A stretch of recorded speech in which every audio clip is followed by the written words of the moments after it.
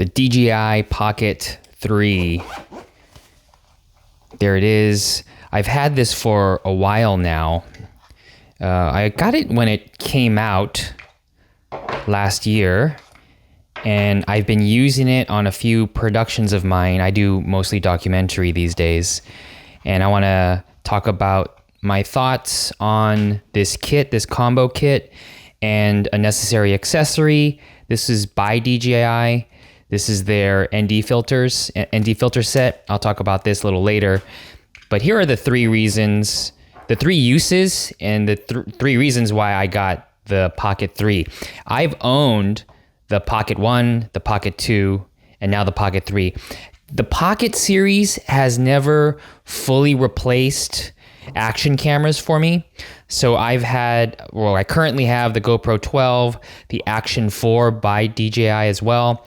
And then I have this Canon V10, which is more of a vlogging camera. This is, I think, designed for vloggers mostly because of the way the gimbal flips and some of the other features that it comes with. It's perfect for vloggers. I don't vlog, but if you did vlog, I would say this is one of the best vlogging cameras you can get right now. It's priced that way, but this is one of the best ones if you're a vlogger that wants to shoot themselves on video.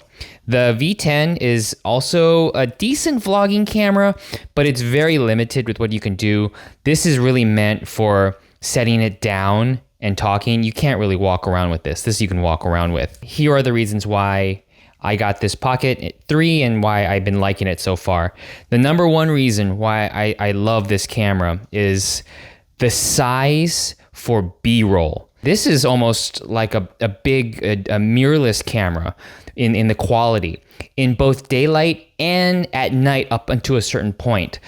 This is better in low light than the action cameras, but only up until a certain ISO, then it starts to fall apart. But B-roll, stationary B-roll, or slight pans, number one. Number two are for time-lapse. This is amazing for time-lapse. I don't think I've encountered a better camera with this size and quality that can get you the time-lapse. And if you want to get a really long time-lapse, you have to use the extension battery, or you just plug it into an external battery source to get those long time lapses. But I really like the time lapse. And then the last reason why I like this camera, or what I've been using this camera for, is for alternative angles or a wide angle for interviews. I do a lot of sit-down interviews as a documentary filmmaker, and when I'm coming up with my primary camera, especially when I'm traveling, I don't want to pack in multiple cameras, all this gear, all this weight. I usually only have one or two mirrorless cameras or camcorders, and then I used to bring these action cameras as my wide shot or a secondary or a third angle to get more dynamics to an interview, but these weren't really intercutting well with my mirrorless cameras. The Pocket 3, with decent lighting, it does need decent lighting, but when you have that decent lighting, this is an amazing wide angle shot, or an alternative angle, maybe something really high or obscure, but I can bust this out, and with its really long battery life, and because it's micro SD, this can go really long time. I was shooting like a 90-minute interview, and this lasted the entire time. It did get hot, but it didn't overheat and shut down. It lasted the whole 90 minutes, and I was in a really hot, humid area. This worked, and it looked great. But I had to control the lighting. That's the thing. If you're indoors and you're not controlling the lighting, this kind of falls apart. And that brings me to these ND filters, which mostly during the day are essential. The way that the Pocket compensates for the exposure when it gets really bright is that it just ups the shutter speed. And when the shutter speed's too high, it doesn't look as filmic. So it's fine for time lapses, but when I'm doing B-roll that I want to intercut with my documentary footage, or if I'm shooting an outdoor interview and I'm using this as a wide angle, these ND filters are necessary to get the proper exposure without increasing the shutter speed. So here, I usually have it on Pro mode, and then I have it on the D-Log M. I'm glad this shoots a log. The footage looks amazing, and I keep it around here.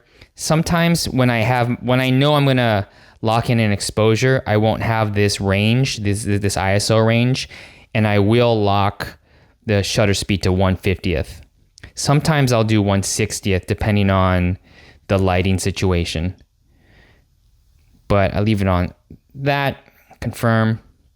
The way that these ND filters work is fine, it's functional. However, my one complaint about these ND filters is that there's no way to easily remove the filters once they're on. So this is great. It's a very low profile. It doesn't collapse with the ND filter on, unfortunately. So when it does shut down, it's too wide for it to fully collapse. So I don't. Always have to take this on and off while the camera's on. So while the camera's on, putting it on is fine, but taking it off, you have to use your fingernails. And if you don't have fingernails, or if you can't really get in there to pull it off like that, that's how you pull it off every single time. And I know there's probably other reviews of these ND filters that complain about the exact same thing, and it's totally valid that this is a pain in the butt. And when you remove the ND filters, you're messing with the electronics of the gimbal. So over time, when you do this a lot, you're gonna stress that gimbal out and probably break it at one point if you're really rough with it. I'm as gentle as possible, and I still am grabbing this and tearing the gimbal apart. You're gonna need this when you're outdoors, and when you're outdoors in the elements, this is so small that you're likely to drop it on the floor if you're not careful. And there were many instances where I was using this. I was outdoors popping on different ND filters, and I almost dropped them. Aside from almost breaking the gimbal, I almost dropped and damaged the filters itself. So I know that there's other ND filters on the market. I think the more popular ones is by Freewell. I just wasn't able to get that when I needed these ND filters. So these are the only ones available. So I bought these, and they're great once you put them on, but taking them off is a bit of a hassle. I wish DJI would make more of a gap in their model here to accommodate not only the ND filters, but maybe accommodate the wide angle adapter here. I like this wide angle adapter and then how they have it in the case now, but I really wish that they had more of a gap here where you can just leave the wide angle or the ND filter and have it collapse and not have to take it off. One last nitpick about this is I did say it doesn't overheat, but the camera does get really hot. So if you're hand holding it and you're shooting for a long period of time, especially in hot weather, this gets so hot that it might be, you can't even hold it. So I was doing a documentary shoot a couple weeks ago, and I handed this off to a second camera operator, and my camera operator was saying they couldn't even hold the camera anymore because it was so hot that they couldn't do it, and they didn't have the attachments to hold it from a different grip. They had to hold it from this camera because of the situation we were in, and it got way too hot. So what my camera operator eventually did is take the case here and flip the case this way, and then put the camera like this, like here, and he needed to put some pressure on this side so it wouldn't fall out. But once he was like this, he was able to shoot for a long time without the camera burning him. I don't think that DJI intended this case to be used this way, but it can be if you're worried about the heat.